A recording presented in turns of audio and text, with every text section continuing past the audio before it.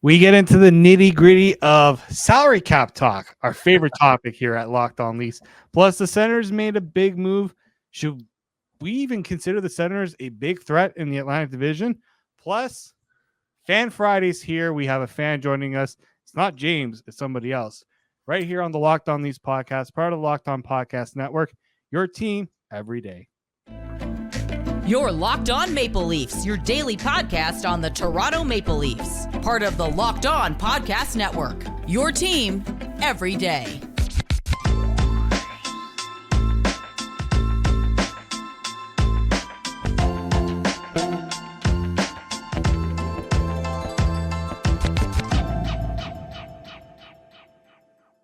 Hello, and welcome to the Locked On Leafs podcast, your daily fix for all things Leafs. I'm your host, David Morassutti from Sportsnet, joined today by James from Offside Hockey Talk. You've probably, if you are a fan of the show, you've seen James many times. And just a reminder, everybody, that Locked On Leafs is a daily Maple Leaf-centric podcast. So make sure you subscribe for free wherever you get your podcast from. And catch us up on YouTube, Locked On Leafs, your team every day. And a special shout out to anybody who's listening to this podcast for the first time. Thank you for making us your first listen. And if you're listening to this for the first time today as one of your lineups of many shows to keep you through this summer grind, thank you very much. We did reach over 3,800 subscribers on YouTube. So apparently my plea for subscribers worked. If we can get that plea to get us to 4,000 subscribers by end of week, you guys would be amazing. That would be just over 200. That'd be asking for a lot. But if we get to 4,000 before the season kicks off, maybe Mike and I will have to give something away to our loyal fans. Maybe. I do have some swag lying around. No, it's not one of these jerseys behind me. Oh, come on now. Maybe that's for a 10K. If we get to 10K, maybe we give away a signed jersey. I do have a couple of signed jerseys that are not in this room. So maybe. I do have some autographed gear. I would be willing to part with, but we have to really bump up the subscriber counts to do that. As I said in the opening, our favorite subject, money, here on the Locked On Leafs podcast. A lot of money being doled out, and it's not just the Leafs doling it out. The Ottawa Senators made a move. We're going to discuss that because the Senators feel like they never get attention, so we're going to give them some attention here on the podcast. And Fan Fridays here. James was he was my guinea pig for the Fan Friday, but I took it one step further because a fan reached out to me and said, I want to be on the podcast. How could I say no to somebody who takes the initiative to search me out and come on and wants to come on the podcast? You will discuss that at the end of the show. We'll introduce the fan and get into a little bit of Leafs talk. Always a great time to talk with people about the Leafs. I get people, family, anybody that knows I work in sports or have a podcast. It's like, all right, what do you think about the Leafs? And every time I get asked this question about the Leafs right now, I'm going to say it's an incomplete. Because first and foremost, the Leafs are not salary cap compliant. If they were trying to open the season with the roster they currently have, the NHL would say, nope. You are not allowed to play with this roster. You have to figure something out. And so I didn't get a chance to discuss it on Wednesday's show because I knew it was going to be more of a in-depth discussion about the getting the roster to be cap compliant. There was an article actually on the Leafs Nation that kind of discussed this. I'm going to try to simplify it a little bit because there are different scenarios that would work. One of them that was on the Leafs Nation website that I don't think the Leafs would do unless absolutely freaking necessary. Let's get this one out of the way.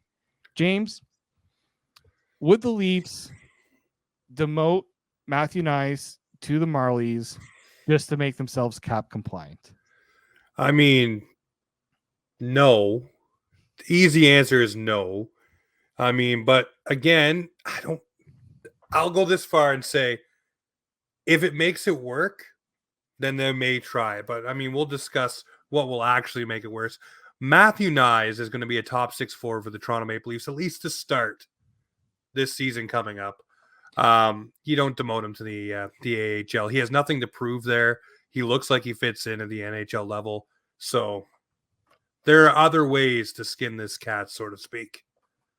Yeah. So whenever you're trying to get yourself cap compliant, the thing you have to look out for here is obviously who can be sent down. And in any of these sort of transactions, the easiest one is to try to figure out who can be sent down without requiring waivers. Mm-hmm. Currently, the Leafs, we know that they're just around $2 million over the salary cap. It's 2.1, I think it is. 2.1. There's been some, like, I think Puckpedia said they were 1.3 for some reason. That didn't really make a lot of sense to me, but I think they were might have been counting Nick Robertson's cap to the LTIR because he's technically still on LTIR from the end of the season. But we know that he is going to be around. So you have to look at players that can be sent down. I already mentioned Matthew Nyes, $925,000. He is actually the most expensive player the Leafs have who is waiver eligible, like doesn't require waivers. He's waiver exempt. I mean, he's projected to be a top 6 winger, at worst, third line left winger. Don't see how the Leafs would consider doing that. Again, as James says, unless it's like absolutely set necessary. There's 2 other players up front. One is Nick Robertson. Mm-hmm. The other one is Pontus Holmberg. Mm-hmm. Pontus Holmberg makes the most actually out of the between him and Robertson. It's actually only about $4,000 more. It's like barely anything. But an easy move would be to put Pontus Holmberg into the to send him down to the Marlies. Now, there's also the case of is Dylan Gambrell actually going to be on the NHL roster when the season opens? Probably could be. You could see that if they decide to move Nick Robertson down just so they can get cap compliant. Now here's the issue too with trying to become cap compliant. The Leafs also have a road trip that's not in North America. Mm-hmm. They're going to be overseas. So if you're going to be sending players down, this isn't a case where call and say, hey, can you get your butt to Scotiabank? And you're taking the short drive. Well, not short in Toronto, but the drive from Coca-Cola to Scotiabank. Yeah, it's not a far ride. No, right? And so in this case, yeah, the Leafs can send someone down. Maybe they can keep them around if they need to call them up. But in the case of their trip to Europe, they're going to have to find a way to not be too short-handed, right? They can't. Well, I'm wondering, though, if the NHL may make an allowance for this just because it is so far and they want to make sure this is a showcase where they may actually allow some, I wouldn't call them shenanigans. Like a taxi squad. Yeah, you have to be able to ice a team and you don't want to dilute the games that you're trying to promote over there. So they may have to come to some sort of agreement here for that to happen. But I fully agree with you. You don't want to be sending any of these guys down and then be like, hey, by the way, get your butt on a plane and get to Europe and you're going to be on the ice, whether you sleep or not. That doesn't work either. Yeah. And so the other issue here is the Leafs will have to not just demote someone. Like they can't just demote. They could demote all the waiver exempt players and be cap compliant, but that would leave them shorthanded up front. I don't see the Leafs doing that. And so this is where it gets tough for the Leafs. Do they consider waiving someone like a Connor Timmins, who 1.1 million? This is a case where, Connor Timmins showed that he could play NHL games, but also isn't a player that I'm willing to say the Leafs have to protect at all costs. This is a tough one here, and I wonder, do the Leafs consider, if they're making a move this offseason, can they find a cheaper alternative to Connor Timmins? Someone that can cost a little less. But getting rid of that $1.1 million, that solves a lot of their cap problems right up from there if you do that. The Leafs are most likely going to be a team that's at 20 roster players. Yeah, we said that before coming on, yeah. Right? I think that's where this is all going to end up happening. It's going to be a headache. I was kind of fooling around with cap friendly a little bit here. Like if you move Dylan Gambrell and one other forward, and then you can keep Nick Robertson up because he's kind of the cheaper one, or you look at somebody down in the Marlies who is on a cheaper deal, right? You got to kind of look at guys who have cheaper deals. Bobby McMahon is one, $762,000. Like those little pennies there will make a big difference. You bring up a guy like William Lagesson, who's making $775,000 versus a Connor Timmins at 1.1. Those are significant savings there. Those are things the Leafs are going to have to consider. Having a $1.1 million defenseman in the press box, not really going to work. And you know that if they put Connor Timmins on waivers, I say there's a high chance he's going to get picked up unless teams are just not willing to take the 1.1 million of his cap hit. But I don't see that happening. Well, a lot of teams do try to sneak guys down, right? Yeah. We all know that when the waivers go on, and we know the Leafs, and it's been well documented, okay? And there's been many people now reporting on this that teams do just take them because they are Leafs. Period. End of story. It's not smoke and mirrors. It's not a conspiracy theory. It actually is true that some teams just do it to do it, and that's the main point of it.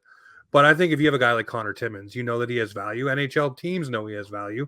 So at least maybe dangle him in the trade market this summer if that's going to be your option, and maybe get something, recoup something, and then go out and sign your Jordy Ben this year, your Victor Mete this year, and have those insurance guys on the AHL roster and be able to bring them up if you need them.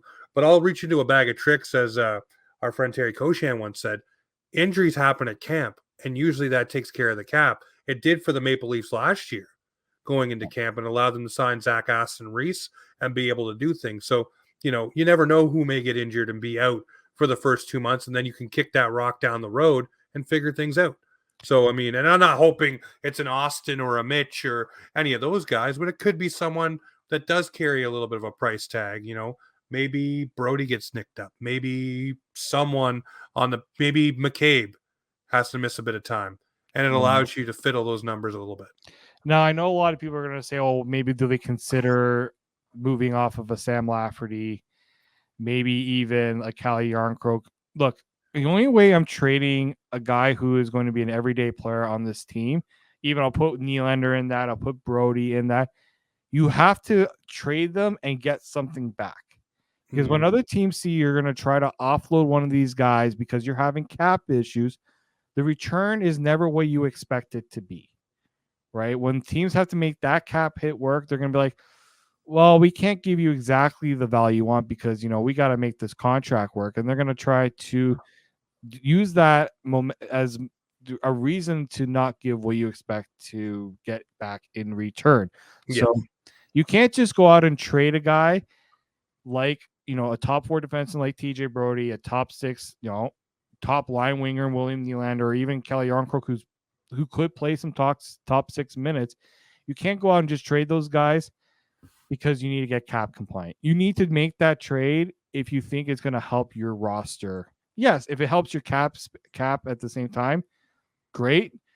But that's not the main motivation for making that trade. No, it's not. And to move out, I always think about value in, value out. If you're moving a guy that has value, you want some value back in return. And teams are not willing to line up to help the Maple Leafs, or any team for that matter, that are cap strapped, because they don't want to become cap strapped themselves. The Maple Leafs can figure this one out. I mean, moving off of Sam Lafferty, why would you want to do that?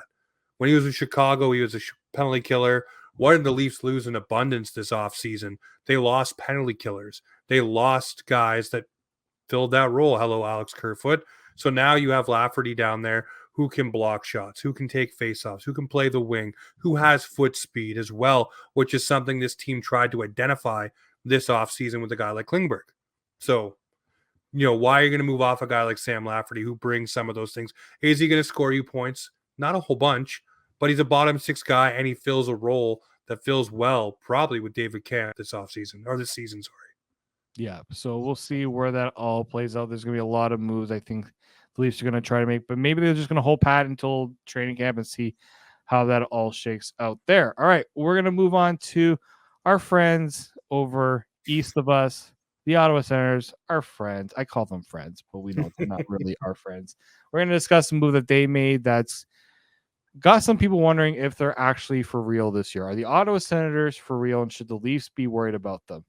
Spoiler alert, probably not as much as some people think, but we'll discuss why on the other side. This is the Locked On Leafs podcast, part of the Locked On Podcast Network, your team every day.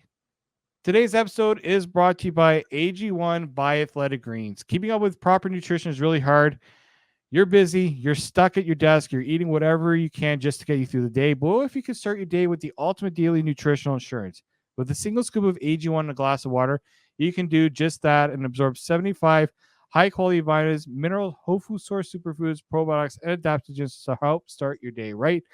Athletic Greens was created when the founder experienced a ton of gut health issues and ended up on a complicated supplement routine that cost him $100 a day. Just not sustainable. That's why he created AG1, and all that it can be had for around $3 a day. So, if a comprehensive nutrition solution is what you need from your supplement routine, then try AG1. You get a free 1-year supply of vitamin D and 5 free travel packs with your first purchase. Go to drinkag1.com/NHL network. Check it out today. Welcome back to the Locked On Leafs podcast. David Morassutti here. Joined with me is James from Offside Talk. It is Fan Friday. We do have a fan joining me on the final segment of the show. I'm very excited about that. Now, we have been waiting for this shoe to drop a little bit. Where was Vladimir Tarasenko going to go? It seemed like for him, the market didn't go the way he wanted to. Changes his representation. He is now an Ottawa Senator. He signs for 1 year, $5 million. Not surprised to see the contract. Not surprised to see he only got a 1-year deal, especially this late in the game and free agency. The question now becomes, where does this put the Ottawa Senators in the Atlantic Division? We know that this is a team that wants to now compete for the playoffs. They took steps from not being a team that's constantly drafting in the top 5, but they weren't good enough to make the playoffs, even with the addition of Jacob Chychrun, who, surprise, surprise, got hurt and wasn't able to really help them in that final push. They did make some big additions, Jonas Korpisalo being the big one this offseason. Obviously, they traded Alex DeBrincat away, replaced his production, with Vladimir Tarasenko. So should we expect the Ottawa Senators to be competing in the Atlantic Division, not only just for a playoff spot? Some are wondering, should we be worried about the Senators as one of the top 3 to finish in the division? I wouldn't be worried about them being the top 3 in the division. I'm not worried about that one single bit. And I will say this, though, and I mean, tip of the cap to them. They made moves.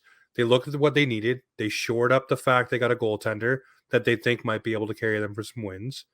And then they went out and replaced the offense from DeBrincat for Tarasenko today. But also they insulated themselves very nicely. So if the season doesn't go the way they want, they have a nice trade chip come trade deadline time with Tarasenko that they can flip to another contending team to recoup more assets. So, I mean, it's not actually a bad plan. But, I mean, if it all goes well in Ottawa, I could see them possibly sneaking in to a wild card spot if the goaltending holds up and all of their young players like Josh Norris and the likes take their steps that they need to keep taking. I mean, we all know Norris was hurt last year, which is a guy that really would have, helped them on their push. Same thing with Chychrun. But, I mean, I think you look at Chychrun and say you're probably going to get, maybe 57 to 63 games out of him. He's probably going to be hurt a decent chunk. So, you're not relying on him to be there the whole time. But I do think the Ottawa Senators are on the other side of things, on the upswing. And Sens fans should be excited. I mean, come on. I am a Leaf fan, and I'm bred to not like the Sens, and I'm bred not like the Canadians. But you have to call it what it is. And they're on the right path to young players and guys taking the right steps. So, yeah, I can see them being a wild card team potentially if everything falls into place. And that's a big if. Like Jonas Korpisalo, while he played better with the LA Kings, he wasn't very good in Columbus. And the Ottawa defense, that defense is not known for being a stout defense, right? Yeah, they got some young guys like Jake Sanderson, they got Shabbat, they got Chychrun, but health will be an issue there, and also can they play better defensively? That's been the caveat for the Senators group the last few years. The other one, too, is who do you expect to drop from the Atlantic Division? Everyone will say the Florida Panthers, but they found a way to squeak in last year, right? Yeah, but remember, they have a bunch of guys that are not starting the season, and then they have to come in and get up to speed and get rolling after said surgeries. They've also carved away a little bit of their depth as well, like Duclair is not there. So that one kind of, and then a guy like Rako Gudas, who really kind of made guys feel stronger and taller and really got into people's faces and made it difficult to play against the Florida Panthers. He's not there either. And then also, how are the goalies going to feel? Alex Lyon's no longer there. Spencer Knight is coming back. Tip of the cap to him to making it back. But how is that going to make Bobrovsky feel? Yeah. And is that going to add turmoil in the net there and a little bit of drama, or is it just intrigue? But there's so many things for Florida now. We talk about Ottawa needing things to go right. So does Florida. And let's not forget, we have the Buffalo Sabres, who were 1 point out of making the playoffs last year. They are expecting to take that next step as well. We'll see how Devin Levi does there. They got a lot of good young players. Tage Thompson, can he replicate that production? That's going to be a big one for him. So the Atlantic division is going to be tough. Like, I don't see Boston taking that huge drop, even though Patrice Bergeron, salute to him on his career. Yes, tip of the cap. Right? What a Like, career. Boston's still going to be a tough out. Tampa's still going to be a good team as long as Andre Vasilevsky's there. Right? So, and the Leafs are still going to be like, there's no reason why the Leafs shouldn't be a playoff team next year, right?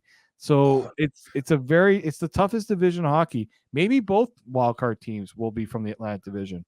Well, I was going to say that. Who would you see out of these two teams if I told you you had to pick between the Buffalo Sabres and the Pittsburgh Penguins?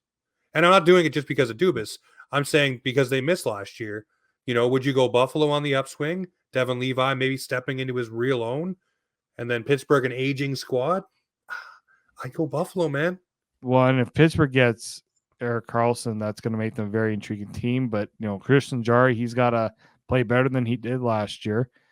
They also got to hope that guys stay healthy, right? Letang, we know his concerns with injuries as well. Yep. Like, Pittsburgh's still a team that yes, they made a bunch of moves and made a lot of additions.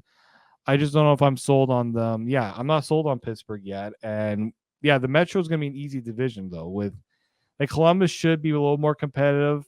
Mm-hmm. I mean, that's a team I still think is going to take some time to get back up to speed. We know where Philly is going. They're going in the opposite direction. So the Metro might prove to be an easier path, and why Pittsburgh could get into the playoffs and why. Well, they might, or like you just said, both Atlantic teams might overtake, and maybe Ottawa goes by the Islanders this season and goes by the Washington Capitals, who are just on the grade 8 chase right now. Right. It could be time for these teams to maybe start slipping down the line, and maybe more Atlantic teams get in. And hey, let's go. I'd love to see a Locked On Leafs, Locked On Senators clash pod for the playoffs. Just saying. Yeah, I'll put it into the ether now. We'll see how that all plays out here on Locked On Leafs podcast. We're going to have a lot of time to discuss where the season is going to go for this Atlantic division. It's going to be a very competitive one. For sure. And I'll get a chance to talk with our fan of the week. I'm not even going to give his name away yet. We'll talk about with him on the other side, just about what he thinks of the Leafs offseason so far and other things that made him a Leaf fan. We're going to get a chance to discuss that on the other side here on the Locked On Leafs podcast, part of the Locked On Podcast Network, your team every day. I'd like to welcome you all back to the Locked On Leafs podcast. And I did say we were going to be doing this. I've been wanting to do this for a long time, and we are debuting our first Fan Friday episode, purely a Fan Friday episode, where I am joined by somebody who has been following the Toronto Maple Leafs for over 40 years. He messaged me on Facebook that, see, guys, this is, if you want to get on the show, you got to take that initiative. Mike Spencer joining us. He's the one who came out and said, Dave, I want to be on the show. I've been listening to you for over a year. I want to listen to you all the time. I want to come on and talk Leafs. That's the initiative you got to take here to get on the Locked On Leafs podcast. So I'm glad that we're able to get a fan on the show. Mike, thank you for joining us. Thanks for having me, Dave. Pleasure to be here. Yeah. So in your time, I did ask, I had a little survey just to get to know Mike just a little bit more here, and his favorite player. Doesn't surprise me a little bit because, 40 years have been some good players, but I always find that there's a couple of guys who always resonate with a certain group of fans that have been watching this team for so long. Your favorite player is Doug Gilmour. What made you a Doug Gilmour fan of the Leafs? Just watching when Dougie came over from Calgary in the big trade and how he elevated the team, the way he played. He wasn't the biggest guy in stature, but played like a big man on the ice, wasn't afraid to get in the corners, wasn't afraid to take the body or get hit, and just aggressive, and hence he got the name Killer. And he just embodied what those Leafs were in 93, 94, and kind of a special time when I got to watch him live a couple times later in his career. And, an unfortunate ending for Dougie, but yeah, that's probably my favorite Leaf, seconded by Wendell. I haven't had the pleasure of meeting Doug, but I have met Wendell on a number of occasions, and that would have to be my second favorite player. Yeah, I remember. I mean, I wasn't old enough to see live all the Doug Gilman, the Wendell Clark. I call those the glory days of the '90s Leafs teams. And my first ever memory of Doug Gilmour was when he came back to Toronto, and it was against, I think it was against Calgary, coming out on the ice. Boom, that collision that took him out, and that was kind of the end for Doug Gilmour. And I just remember my cousins were so upset when they saw that happen because they grew up with Doug Gilmour. I didn't really grow up with Doug Gilmour. I was like in the Matt Sundin, Curtis Joseph era. I obviously knew who Doug Gilmour was. I knew who Wendell Clark was, but never got to see them. So I knew the pain a lot of people had when they saw Doug Gilmour go down in that game and with that injury. Yeah, it was really bad. It's got to be, up there with the slash from Gretzky to not be called, and that was on those Leafs as well. So it's been a long time cheering for this team, watching the ups and downs, going through guys like Gilmour and Clark, and getting into guys like Domi and Sundin, and a few quiet years with Bozak or Kadri, and then recently obviously Matthews, Marner, Nylander, and now with the addition of Max Domi and Tyler Bertuzzi. It's been a fairly busy summer with some new guys to read some bios on and see what's coming up the pipe. So before we get into the current Leaf situation, I want to know what got you, like, do you have like just that one memory of like that just cemented your Leaf fandom for yourself? Yeah, so when I was a little kid, I'd always go over to my grandfather's house, and Saturday night, CBC, hockey night in Canada, a bowl of vanilla ice cream, sitting on the chair with my grandfather watching the Leafs, and that's what did it. Everybody else in the family, that was on my dad's side. On my mom's side, they were all Habs fan. My parents weren't huge hockey fans, but look forward to Saturday night and Papa and watching the Leafs. Yeah, and I had obviously it seems like hockey night. If I ask anybody about being a Leafs fan, hockey night in Canada is kind of the one that always, because the Leafs were always front and center on hockey night in Canada, and deservingly so. They were always the big draw for hockey night in Canada, and so now we're transitioning to this new era of this Leafs team that's pretty much been, this era started in 2016. When Matthews and Marner came onto the Leafs with Nylander. We know that the disappointment year after year of not being able to make it through the playoffs, it's not something that, Leafs fans have been used to, because when this team has good players, they find ways to have some measure of success in the playoffs. And now it kind of feels like the vibe of this team has kind of changed, right? The promise of like when these guys were young, they were the young up and coming Leafs. Now it's like that Leafs team that can't get over the hump. It's probably been a very frustrating few years, especially for someone like yourself who has seen the misery of not being able to really get as far as this Leafs team should have been able to in the last few years. Yeah, it hasn't been easy. I'll always remember when Matthews made his debut for the Leafs against Ottawa. My son likes to gamble. He's 21 now, and he says to my wife, "I bet you Matthews scores 3 goals." And she goes, "You're on. What's the bet?" And he said, "You got to buy me a Matthews jersey from NHL.com if he scores 3." So we all know what happened. Matthews scores 5. The jersey's still here. It's a white Matthews Reebok jersey that he still wears. We've worn it to games together, even in watching playoff success and failures.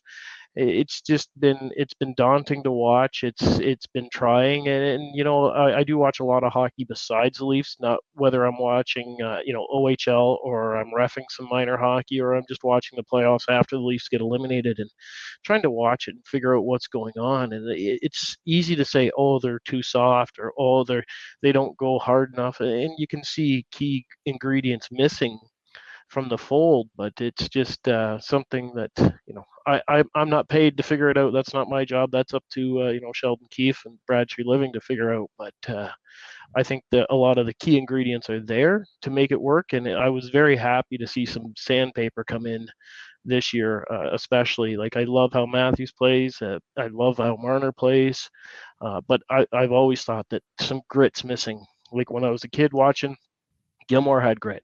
Clark was more than grit. You get into the next era, and you got Domi some grit there, and you got Tucker some grit there, and Roberts and those boys there.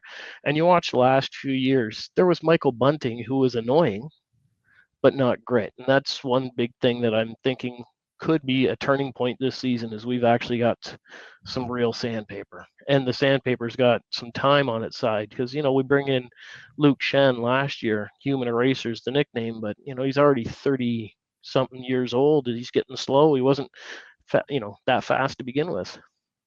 Now, what do you think of the whole Brad Living, someone who came in a little bit later on the job, obviously had to play a little bit of catch up to realize what he needed to do with this Leafs team. How do you think he has done in the first, the guy was pretty much brought in end of, beginning of June when Dubas was let go. What do you think? How do you think he has done in the time that he has been here?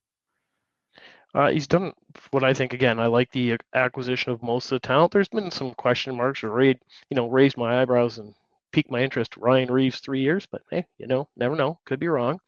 John Klingberg, wasn't sure on that one, but we'll see what the season brings. But holding on to his coaching staff for the most part's smart. Like if you're thinking about how you're going to play this out, you only have one chance to fire the coach, and it's no slight against Sheldon. But something you got to hold on to, taking his time and properly assessing what he has and trying to assess what he has. He can't assess what he has on the ice other than the scouting that he did in Calgary, watching or happened to know a few guys, Giordano or TJ Brody. But having the proper time to sit down, interview everybody, and discuss and see what their thoughts are and their plan.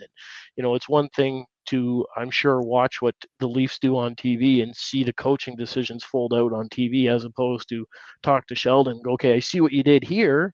What were you thinking and why did you do that? And it's something that unfortunately you and I will never get the opportunity to do. But one thing, he's impressed me by being patient, not just burn it to the ground, because Kyle Dubas was onto something. He has built a fairly successful franchise. It's just hasn't been able to get over the hump, unfortunately, way too many years in a row. But yeah, what do you think of Mike and I have kind of up and down thought of him, Brad Chilton, coming in and not making the big hammer move like either firing Sheldon Keefe, trading one of the core four guys. Like everything's been kind of status quo. He has made some big additions: Bertuzzi, Domi, you mentioned, Klingberg.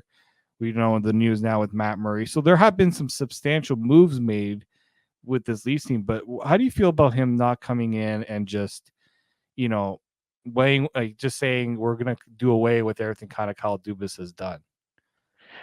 I think it would have been a mistake to come in and do that. You want to take the time to grow the system, grow what's there. Like Sheldon Keefe's one of the winningest coaches in NHL history, if not Leaf history. So why would we fire him right away? And you only get to play that card once. So if you play cards, play poker, you got to hold your hand to the very end. And playing that ace right away may not be the smartest move. We all would like to see it, but is it the smartest move long term? You mentioned, he didn't trade one of the big four. Well, we still have Matthews unsigned. You still have Nylander unsigned, and Nylander asking for $10 million, and you see Timo Meier and Sebastian Aho both signed for fairly reasonable contracts that are under the $10 million mark. So, it's still not the end of the summer and training camp hasn't started. So we don't know if he is or isn't going to trade one of the big four. Now, I don't see Matthews or Marner going, but if Nylander's not going to come off his, perch for the 10 million, what do you do? Now, obviously Nylander is the big name everyone's talking about when it comes to his contract, whether they trade him. Do you think the Leafs would go into training camp with Nylander either unsigned or even still here? Do you think, like, if he's not signed, that he will be here at training camp? I have a feeling that he will be here at training camp, signed or unsigned. Wow. Just for the fact that, let's let him build up his value and then trade him and go from there, or sign him. I'm not sure. But what would you, because, and this is an interesting, because I know quite a few people who have been on the do not sign Nylander train, on the trade Nylander train. There's just something about Nylander that a lot of Leaf fans just don't like, maybe, or even don't appreciate about his game. Are you on that, that you feel like Nylander's a guy that the Leafs should be looking to move, even if he comes down with his contract demands? Well, it all depends where the contract demands come in, right? Like, so Nylander's a frustrating player to watch. My son and my friends, we all get in the argument about Nylander all the time because he's very polarizing. So when you watch Nylander, he appears to be very aloof, is the best way to put it. And when he turns it on, it's lights out. He's the one that's turned it on in the playoffs year after year after year. Where you watch Marner and Matthews go silent, they're 0 for this, 0 for that, and Nylander's still chugging along. And it's what gets you with Nylander, I find, is you can get behind that, and then it's a soft turnover, or it's not making a hard forecheck. It to me, if I was to move Nylander, the big key piece that the Leafs would be missing is the big mean guy on defense. Like if you look at Tampa, they have Hedman. Now, I'm not saying you could get Hedman for Nylander, but and then Vegas, they're huge defense. Like the Leafs just don't have that big hulking mobile defenseman back there that makes you afraid to go anywhere near the net. Yeah, it's gonna be very interesting to see how the whole Nylander situation plays out. I just know that Brad Living seems like that guy that doesn't want history to repeat itself when it comes to Nylander and what he went with Johnny Gaudreau. And I think if he comes into his first year and Nylander is somehow allowed to walk in free agency without any sort of return, that's going to be a very tough one, for the Leafs. But I don't think it'll come to that. I think they'll figure something out, whether it's signing or trading him. I think Brad Living just knows what this market will do to him if that ever does happen. Because we just know the market's not too. They've had some very rough opinions on Brad Living, and this would be one of them if that were to happen. Well, and I think you said it best. Brad Treliving's learned from his past. Not only is he not going to let what happened with Johnny Gaudreau happen with Nylander, I don't think he'll let. He doesn't want to have a trade that he loses, like he lost with the Tkachuk trade. There's nothing against Weegar and Huberdeau, but what did Weegar and Huberdeau do for Calgary compared to what Tkachuk did for Florida? Yeah. Between Tkachuk and Bob, they carried that team past the Leafs. They ran out of gas in the finals, but I'm sure that that's playing in the back of his mind, and it's going to be very hard for the Leafs not to lose a trade with Nylander. I think you have to go in with the fact that you're not going to win the trade, but you can't lose it either. Mm-hmm. All right, to end the segment here, I want to know, do you have any prediction or anything you want to prediction for the Leafs for this upcoming season? Something you maybe wanted a little fortune teller look into the Leafs upcoming season? Yeah, I'm hoping to see Matthew Knies compete for the Calder. Okay, that's a good one. And we haven't even talked really much about Matthew Knies this offseason, so I'm glad that somebody was able to bring it up.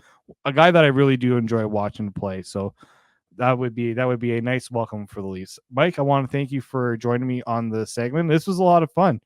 This is what this podcast is for. The podcast is for the fans. I'm glad I was able to bring somebody who watched the podcast and is a big fan of Leafs to come on and join me.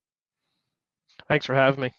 All right, this is the Locked On Leafs podcast, part of the Locked On Podcast Network. I want to thank Mike for joining. And if you listening at home want to join on the podcast, show a little initiative like Mike did. You can reach to me on Twitter at @_Morassutti. I always have my DMs open, so you can send me a message there.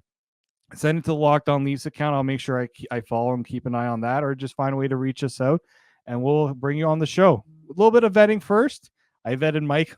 Mike went through the ringer with me, and it was a lot of fun. So make sure you go and check us out wherever you get your podcast from, and subscribe on YouTube. Until then, keep it locked right here on Locked On Leafs.